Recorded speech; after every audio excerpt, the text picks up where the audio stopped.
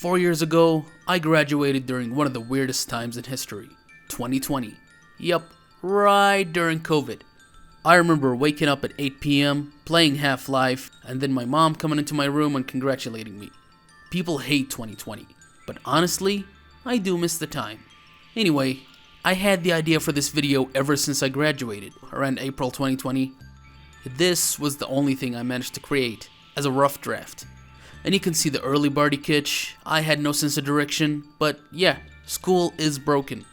We spend 7 hours a day, 5 days a week, and 12 years learning boring and stupid things so we can go to college and get a degree we don't want, so we can work a stupid job and go the usual boring way. But this isn't about life after school, it's about life during school, so let's start.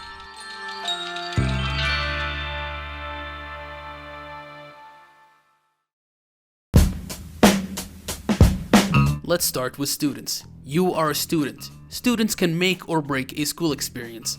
I'm speaking from experience, of course. You have the nerdy types. They talk about anime, video games, and sometimes reek, but they're not bad people.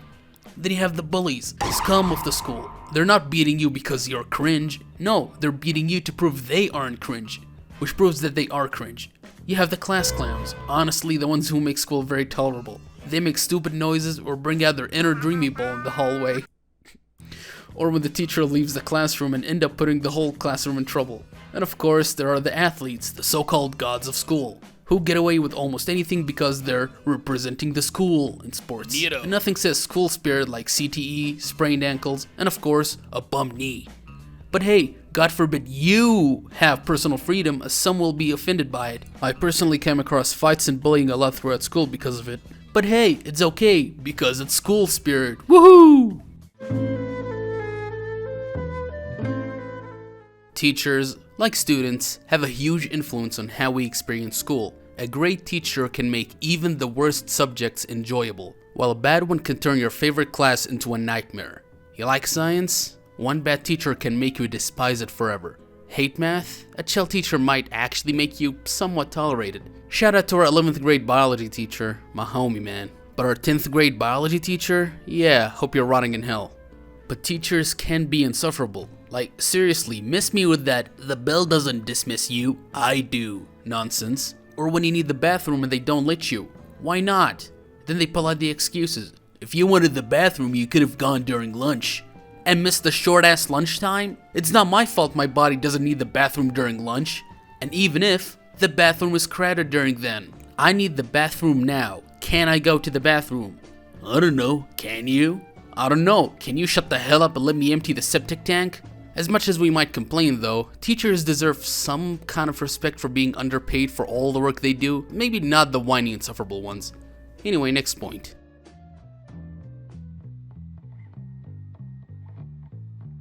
Yes, subjects. There's crap like math. Yeah, I get it, algebra, but why do I need to learn trigonometry? So I can say, as a trigonometry enthusiast, this is indeed a triangle. And why am I not allowed to use calculators when everyone else uses them? Well, in real life, you need to use your brain. Oh, thanks, Jimmy Neutron. Like, businesses and cashiers don't use calculators to speed up the process and to use it for tax purposes? And don't get me started on English. Yes, it's important so you don't end up being one of those rock-brained troglodytes who can't tell there, and there apart and use your and your interchangeably. But why do I need to write a 10-page essay analyzing the cultural significance of curtains? But I'm not gonna say I can't do it. I'll just say, henceforth, I am unable to can. Oops, not hitting the quota? Alright, Miss Watson, who gets pregnant and becomes absent half the school year. From this moment forward, I find myself in the most unfortunate position of experiencing a complete lack of ability to can. Good enough? Oh, she's pregnant already? Anyway, why is it called physical education? Physical education. How is doing the Fitness Gram Pacer test considered education? Whoops, you've been on the honor roll and got straight A's? Nope, you're held back because you didn't do sports. Get shreked. This is the sole reason I refused to use the bathroom and tried my best to use my bladder and rectum as a storage unit. Look, I'm very sorry for the TMI, but it's necessary context. Because once you've seen the horrors of a school bathroom, you'll understand why holding it in feels like the safer option. but good lord, school bathrooms are always dirty and smelly. How the hell did you get shit all over the ceiling? And why are the floors always wet with that weird ammonia-smelling crap? And of course, don't forget the stalls. Graffiti everywhere. Broken locks. People drawing exceptional focus on reproductive human anatomy. And don't forget the ones that see your feet under the stall or even remotely hear a sound and scream, "Oh, someone is pooping!" Yeah, of course, genius. I'm duking you, nincompoop. Why else would I be here? This was bound to come up. Homework is absolutely obnoxious. It's an assault on your free time, especially when some absolute genius of a teacher decides to drop a stack of it right before the weekend, as if they got a personal vendetta against you. Like, oh, you're planning to enjoy your weekend? Nah, take this worksheet on polynomials and thank me later. But if you think this is bad, wait until you see teachers who give homework before breaks. The whole point of a break is literally in the name, break. As in a break from school. Not, here's a 3-page essay on the Industrial Revolution, because I don't believe in joy. What makes it worse is how often homework burdens you. It's not about reinforcing what you learn in class, no. It's about filling time.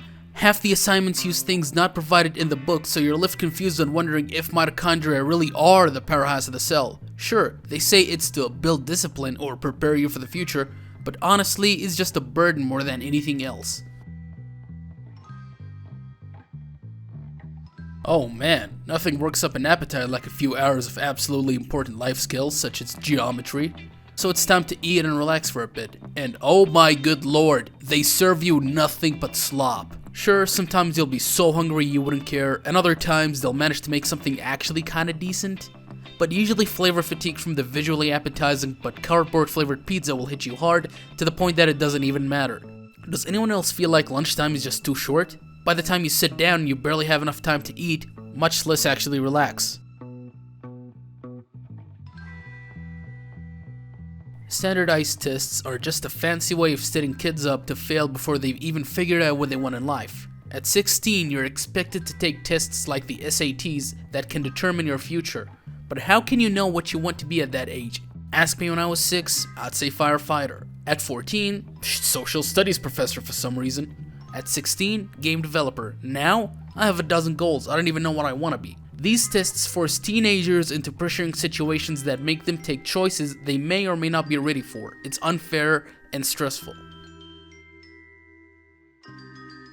Dress codes are understandable at times, but they end up being absurdly strict and full of double standards. Schools get really stupid with these rules. You have a hat on, you're as good as a serial killer. Your pants are a little above the ankle, or your shoulders can be seen, you're a harlot. It's not a big problem to me since I just wore sweatpants and hoodies most of the time, but what irks me is the hair. Right now, I'm growing out my hair, and something I never understood was trimming down your hair.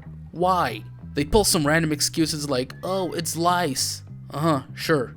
Or, you need to look presentable. Presentable to what, brother? I don't see how someone having a low taper fade or long hair as a problematic thing that affects their skills and knowledge as people. Guys cannot grow their hair out without catching flack, but girls can have long hair with no issue. And what happens if a girl gets a pixie cut or, God forbid, a buzz cut? Is it suddenly unprofessional? Schools need to stop acting like hair and clothes are the biggest threats to education and focus on things that actually matter.